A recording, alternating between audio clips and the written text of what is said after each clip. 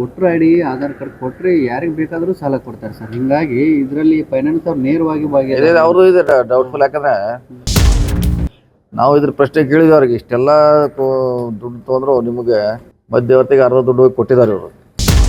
ಮಾಡಿದ್ರೆ ಭಾಳ ಕಡೆ ಓಡಿದ್ದಾರೆ. ನಿನ್ನ ಮೇಲೆ ಸಿರೂರದಲ್ಲಿ ಒಂದೇನೋ ಆತ್ಮಹತ್ಯೆ ಆಗಿದ್ದಾರೆ. ಇದೇ ಕಾಲಕ್ಕಂತ ಕಂಪ್ಲೇಂಟ್ ಕೊಡ್ಲಿಕ್ಕೆ ಹೇಳಿದ್ವಿ. ಮಧ್ಯವರ್ತಿಗಳೇನಾದ್ರು ಅವರಿಂದನೇ ಕಿರುಕುಳ ಆಗ್ತಾ ಇರೋದು, ಅದಕ್ಕೊಂದು ಏನಾದ್ರು ಸರ್ ಇನ್ನೊಂದು ಅದಕ್ಕೆ ಹೇಳಲ್ಲ ಸರ್ ಬೆಳಗಾವಿಯಲ್ಲಿ ಕಾರ್ಯನಾಳದಲ್ಲಿ ಸರ್ ಒಂದು ತಿಂಗಳ ಬಾಂಕಿಯನ್ನು ಹೊರ ಆಗ್ತದೆ. ಭಾಳಷ್ಟು ಕಡೆ ಆಗಿದೆ. ಬಡ್ನೆ ಬೇರೆ ಬೇರೆ ಕಡೆ ಹೋಗಿ ಒಂದೇ ಕಡೆ ಎಲ್ಲ ಸುಮಾರು ಕಡೆ ದಿವಸ ಕಂಪ್ಲೇಂಟ್ ಬರ್ತಾವ್ರೆ. ಇಲ್ಲಿ ದೂರ ದಾಖಲೆ ಆಗಿಲ್ಲ. ನಾವು ಸಜೆಸ್ಟ್ ಮಾಡಿದ ಹಂಗೆ ನಿಮ್ಗೆ ತೊಂದರೆ ಕೊಟ್ಟರೆ ದೂರ ದಾಖಲೆ ಮಾಡಂತ ಹೇಳಿದ್ವಿ. ಯಾಕಂದ್ರೆ ದುಡ್ಡು ತೊಗೊಳ್ಳೋದು ಒಂದು ವಿಷಯ ಸಪ್ರೇಟು, ಅವ್ರಿಗೆ ಹರಾಸ್ಮೆಂಟ್ ಮಾಡೋದು ಈಗ ಸಪ್ರೇಟ್ ಅದು ಇಶ್ಯೂ. ಸೊ ಅದು ಗೊಂದಲ ಇದೆ. ಅದು ನಿಮಗೂ ಈಗಾಗಲೇ ಗೊತ್ತಿದೆ, ಗೊಂದಲ ಇದೆ. ಅದು ಸಬ್ಸಿಡಿ ಅಂತೇಳಿ ಅವ್ರಿಗೆ ಕೊಡಿಸಿದ್ದಾರೆ. ಈಗ ತುಂಬಲಿಕ್ಕೆ ಬಂದಾಗ ಸಂಘರ್ಷ ಪ್ರಾರಂಭ ಆಗಿದೆ. ಸೊ ನಾವು ಡಿ ಸಿ ಅವರ ಅಧ್ಯಕ್ಷತೆಯಲ್ಲಿ ಒಂದು ಮೀಟಿಂಗ್ ಮಾಡಿದ್ದೀವಿ. ಸೊ ಒಂದು 2 ತಿಂಗಳು ಟೈಮ್ ತೊಗೊಂಡು 1 ತಿಂಗಳಾಗಿದೆ. ಇನ್ನೊಂದು ತಿಂಗಳಲ್ಲಿ ಅದಕ್ಕೆಲ್ಲ ಒಂದು ಪರಿಹಾರ ಮಾಡಬೇಕಾಗಿದೆ. ಮಾಡ್ತೀವಿ. ಏನೇನು ಸಾಧ್ಯ ಇದೆ ಅವ್ರಿಗೆ ಹೆಲ್ಪ್ ಮಾಡ್ಲಿಕ್ಕೆ ಸಾಧ್ಯ ಇದೆ ನಮ್ಮ ಜಿಲ್ಲಾಡಳಿತದಿಂದ ಮಾಡುವಂಥ ಪ್ರಯತ್ನ ಮಾಡ್ತೀವಿ.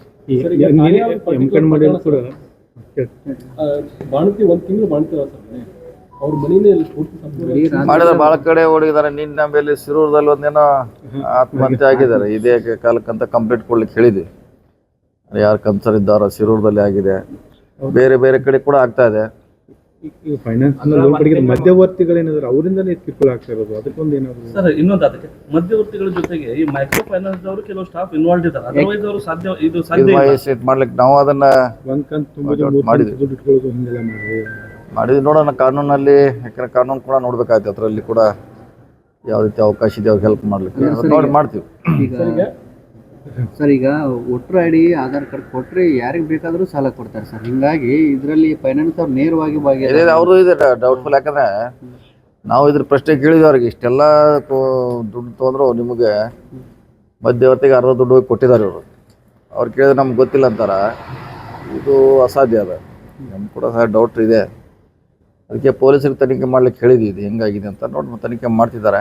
ಅವ್ರ ರಿಪೋರ್ಟ್ ಬಂದಾಗ ಮುಂದೆ ನೋಡ್ತೀವಿ ಏನು ಮಾಡೋದು. 1 ತಿಂಗಳು ಮಗನ ಸಹ ಶೆಡ್ನೆ ಮಲಿಸಿದ್ದಾರೆ. ರಾತ್ರಿ ಎಲ್ಲ ಸೊಳ್ಳೆ ಕಚ್ಚಿದ್ದಾರೆ. ಅದೇನೋ ಆಗಿದೆ, ಆಗಿಲ್ಲ ಅಂತ ಹೇಳಿಕ್ಕಿಲ್ಲ. ಆದ್ರೆ ದೂರ ಕೊಡಲಿ. ಅವ್ರು ಕೊಟ್ಟರೆ ಆ ಫೈನಾನ್ಸು ಯಾರದಾರ ಅವ್ರ ಮೇಲೆ ಆ್ಯಕ್ಷನ್ ತೊಗೋತೀವಿ. ಏನತ್ರ ಪರ್ಯಾಯವಾಗಿ ರಾಮುಲವ್ರನ್ನ ಕಾಂಗ್ರೆಸ್ಗೆ ಕರೆತರೋ ಪ್ರಯತ್ನ ಇಲ್ಲ. ಅದೆಲ್ಲ ಚರ್ಚೆ ಅಷ್ಟೇನೂ ಆಗಿಲ್ಲ. ಇಲ್ಲ ಚರ್ಚೆ ಇದೆ ಅಷ್ಟೇ. ಅದು ನೋಡೋಣ. ಇದು ಚರ್ಚೆದಲ್ಲಿದೆ. ನಮಗೂ ಗೊತ್ತಿಲ್ಲ ಅದ್ರ ಬಗ್ಗೆ. ಬೆಂಗಳೂರು ಹೋದ್ಮ್ಯಾಗ ಅದ್ರ ಬಗ್ಗೆ ಮಾಹಿತಿ ತೊಗೊಳ್ತೀವಿ. ರಾಮುಲ್ ಅವರು ಮಾತಾಡಿದ್ರು. ಸತೀಶ್ ಜಾರಕಿಹೊಳಿ ಅವರು ಕಾಂಗ್ರೆಸ್ ಪಕ್ಷದಲ್ಲೇ ಬೆಳೆದಂಥ ನಾಯಕರು ಅವ್ರನ್ನ ಮುಗಿಸೋಕೆ ನಾನು ಸಂಬಂಧ ಅಂದ್ರೆ ನಾನೇನು BJPಯಲ್ಲಿ ಬೆಳೆದಂಥ ನಾಯಕ. ನಾನು BJP ಪಕ್ಷಕ್ಕೆ ಕೊಡುಗೆ ಇದೆ ಅಂತ ಮಾತಾಡಿದ್ದಾರೆ. ಎಲ್ಲಿ ಒಂದು ಕಡೆ ರಾಜಕೀಯವಾಗಿ ಬಳಕೆ ಮಾಡ್ಕೊಳ್ಳೋದು ಪ್ರಯತ್ನ ಆಗ್ತಿದೆ ಅಂತ. ಅದೇನಾಗಿದೆ ಗೊತ್ತಿಲ್ಲ. ನನಗೆ ಪೂರ್ಣ ಪ್ರಮಾಣ ಗೊತ್ತಿಲ್ಲ. ಬೆಂಗಳೂರು ಹೋದ್ಮೇಲೆ ಚರ್ಚೆ ಮಾಡ್ತೀವಿ. ಯಾಕಂದ್ರೆ ನಾನು ಟಿವಿಯಲ್ಲಿ ನೋಡಿದ್ವಿ ಅಷ್ಟೇ. ಕಾಂಗ್ರೆಸ್ ಕರೆತರೋ ಏನಾದ್ರು ನಡೆದಿದೆ ಸರ್? ಇಲ್ಲ ಗೊತ್ತಿಲ್ಲ. ನನಗೆ ಗೊತ್ತಿಲ್ಲ ಅದ್ರ ಬಗ್ಗೆ. ಅಲ್ಲೇ ಹೋದ್ಮೇಲೆ ಗೊತ್ತಾಗೋದು. ಬೆಂಗಳೂರಿಗೆ ಚರ್ಚೆ ಮಾಡ್ತೀವಿ. ಅಲ್ಲಿ ಹೋದ್ಮೇಲೆ ಗೊತ್ತಾಗೋದು. ಗೊತ್ತಾದ್ಮೇಲೆ ರಿಯಾಕ್ಟ್ ಮಾಡ್ತೀವಿ. ಜನಾರ್ದನ್ ರೆಡ್ಡಿ ಪರ್ಟಿಕ್ಯುಲರ್ಲಿ ತಮ್ಮದೇ ಹೆಸರು ಹೇಳ್ತಾ ಇದ್ದಾರೆ. ಏನತ್ರ ಅಲ್ಲ ಅವರು ನಿಮ್ಮನ್ನು ಕೌಂಟರ್ ಮಾಡೋ ಸಲುವಾಗಿ ಶ್ರೀರಾಮುಲು ಅವ್ರನ್ನ DK ಶಿವಕುಮಾರ್ ಕಾಂಗ್ರೆಸ್ಗೆ ತರ್ತಾ ಇದ್ದಾರೆ. ಇಲ್ಲ ನೋಡೋಣ. ಇನ್ನು ನನಗೆ ಪೂರ್ಣ ಮಾಹಿತಿ ಇಲ್ಲ. ಆದ್ಮೇಲೆ ಹೇಳ್ತೀನಿ ನಿಮಗೆ. If you like this video ಬೇಗ ಲೈಕ್ ಮಾಡಿ, ಕಾಮೆಂಟ್ ಮಾಡಿ, ಶೇರ್ ಮಾಡಿ ಹಾಗೂ ಯೋಯೋ ಟಿವಿ ಕನ್ನಡವನ್ನು ಸಬ್ಸ್ಕ್ರೈಬ್ ಮಾಡಿ.